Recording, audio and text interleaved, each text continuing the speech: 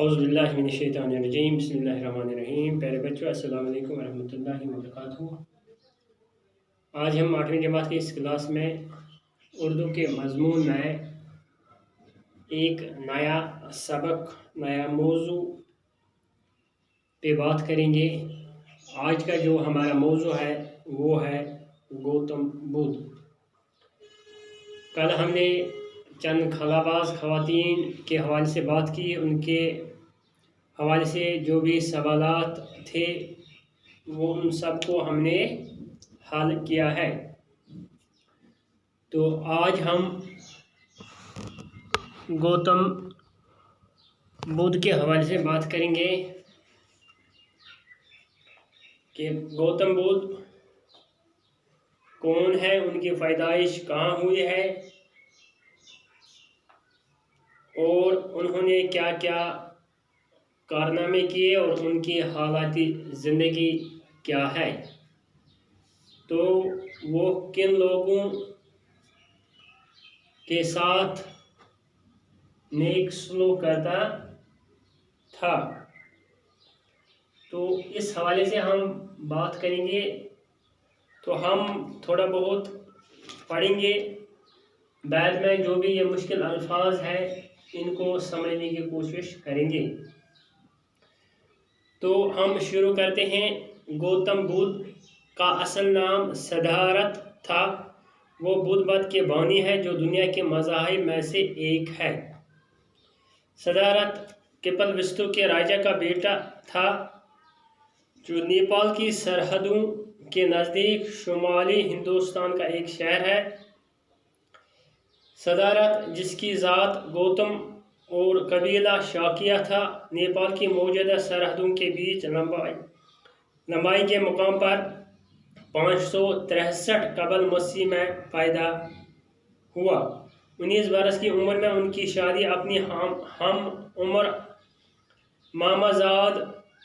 मामूजाद बहन से हुई। शाही महल में पुरतऐश माहौल में उनकी परवरिश हुई, ताहम वो खुद इस माहौल का खोगर नहीं हुए। वो बिल्कुल रहते थे। उन्होंने मुशाहिदा किया कि बेशतर इंसान गरीब है और इससे महरूमी के सबब मुसलसल इब्तिलाओं में घिरे रहते हैं, हत्ता कि अहले सरवत भी अक्सर मायूस और नाखुश रहते हैं। नेज़ हर शख्स बीमारी का शिकार होता है और आखिरकार मर जाता है। सिद्धार्थ ने गौर किया कि क्या कोई ऐसी कैफियत भी है जो इन आर्जी मसरतों से बिलाखिर मौत और बीमारी से पामाल हो जाते हैं, मौला हुआ और दायमी मसरत के हामिल हो। तो फिलहाल हम यहाँ तक ही पढ़ते हैं। यहाँ पर जो मुश्किल अल्फाज हैं, जो सबक पढ़ने से पहले हमें इनको समझना चाहिए, वो है बानी मजहब, कबल मसीह, पुरतऐश, इब्तिलाओं, अहल सरवत, मौरा, योगी। तो यहाँ पर एक लफ्ज़ है बानी, यहाँ पर एक लफ्ज़ है बानी। बानी उसको कहते हैं जो किसी की बुनियाद रखे, यानी बुद्ध मत ये एक मज़हब है, तो गौतम ने इसकी बुनियाद रखी। यानी बानी का मतलब है बुनियाद रखने वाला, यानी बुनियाद रखने वाले, यानी इस मज़हब गौतम बुद्ध की बुनियाद, यानी इस बुद्ध मत की बुनियाद किसने रखी है? गौतम बुद्ध ने। तो इसका माना है, बानी का मतलब है बुनियाद रखने वाला, यानी वो कौन हुआ? वो गौतम बुद्ध। मजहब होता है तरीका, यानी जो भी तरीके इस्तेमाल करते हैं, मुख्तलिफ मज़ाहिब के लोग मुख्तलिफ तरीके इस्तेमाल करते हैं। तो इस तरीके से मजहब का जो लफ्ज़ी मानी है वो तरीका है। कबल मसीह यहाँ पर एक लफ्ज़ आया है, ये हज़रत ईसा अलैहिस्सलाम से पहले, यानी कबल मसीह, यानी जो तकवीम, जो तारीख या वक़्त को हिसाब लगाते हुए हम उसकी तकवीम हज़रत ईसा की पैदाइश से शुरू करते हैं। किससे कहते हैं? हज़रत ईसा अलैहिस्सलाम से हम वक़्त या तारीख या की तकवीम उसी से करते हैं।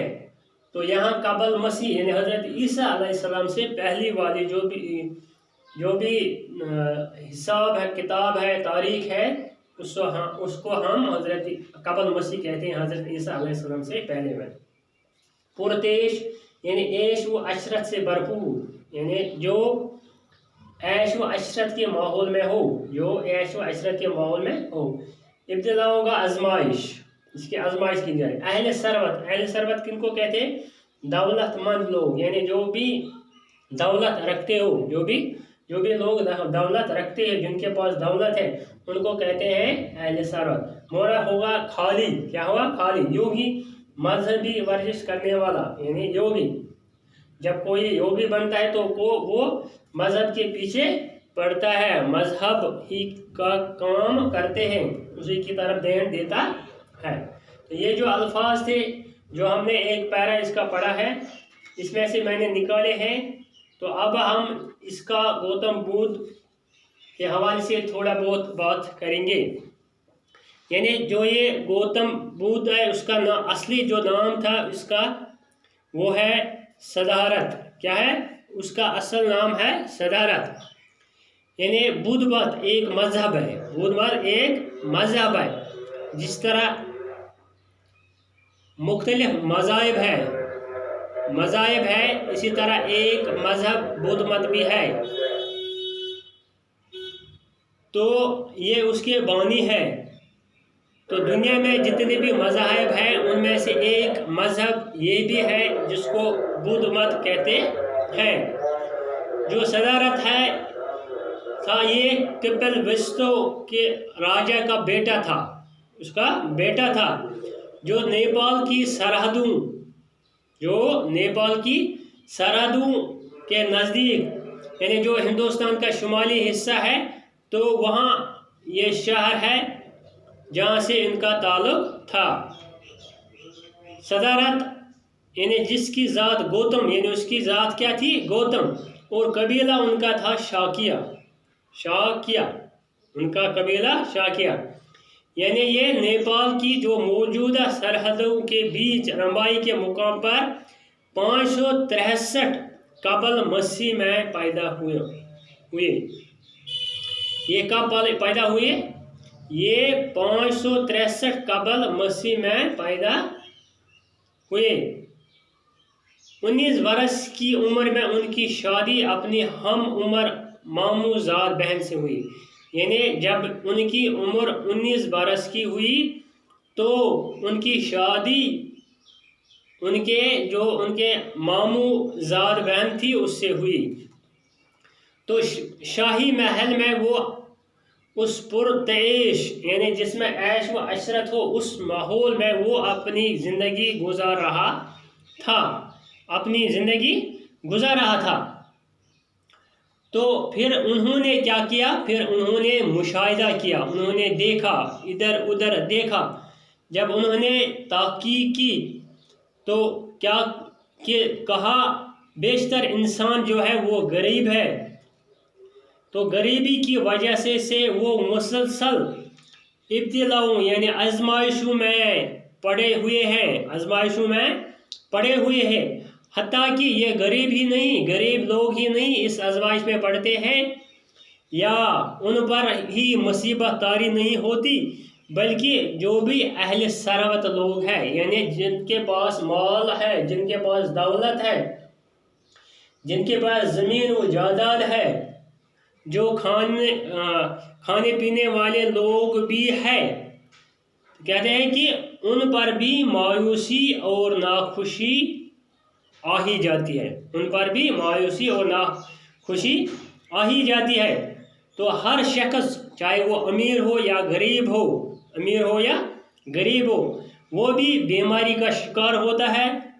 जब बीमार पड़ता है तो आखिरकार वो उस बीमारी की वजह से मर जाता है। क्या होता है? वो मर जाता है।